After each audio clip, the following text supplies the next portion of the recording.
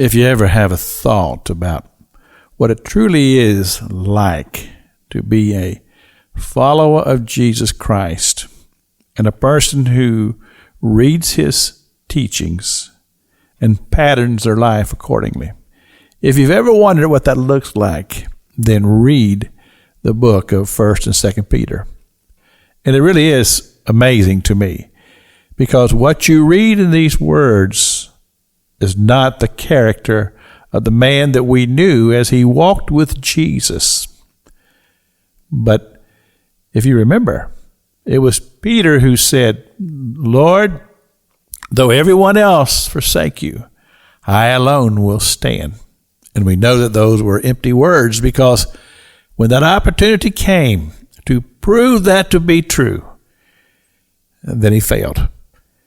And then we find it recorded that he says, "I go a-fishing."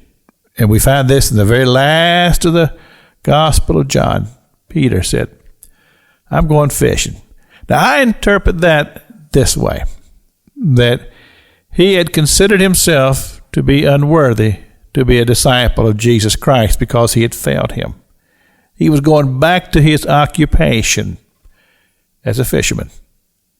And that's where we find those last words that John recorded for us, down at the seaside, where Jesus was there. And he began to minister to Peter. He said, "Simon, son of Jonas, lovest thou me more than these?" Meaning these fish. "Lovest thou me more than these? Then feed my lambs."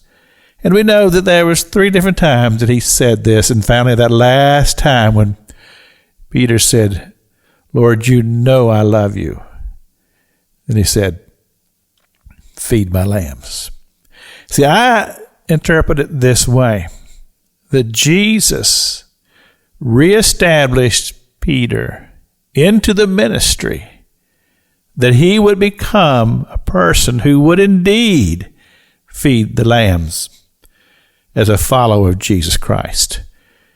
And then you begin to read these words that he penned for us in these epistles of 1st and 2nd Peter, where he talks about love and compassion, when he talks about taking on the form of a servant. These are all things that Jesus was very much about. These are things that Jesus taught. This is Simon Peter taking this all to heart and living it out as the gospel or the good news is given to us, living it out and allowing it to become a part of who he was. That now he was teaching others.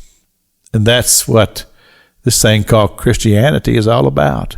It's about people who come to the reality that Jesus Christ is indeed the Son of God.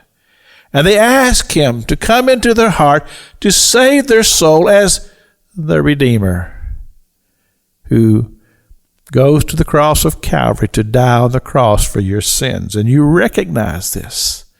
And you're willing to confess your own sins and ask God to forgive them because of the work that Jesus Christ did for you on the cross of Calvary. This is Pastor Jack King with the gospel on the radio broadcast.